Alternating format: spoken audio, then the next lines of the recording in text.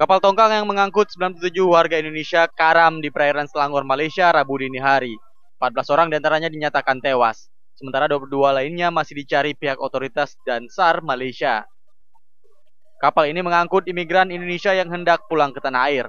Mereka terpaksa pulang lewat jalur tidak resmi karena tidak memiliki biaya untuk mengurus kepulangan mereka ke tanah air. Dari 14 orang korban tewas, baru 7 orang diantaranya berhasil diidentifikasi. Ketujuh orang itu adalah warga Aceh yang rata-rata berasal dari Pidi, Aceh Timur, dan Aceh Utara. Berikut nama-nama korban tewas.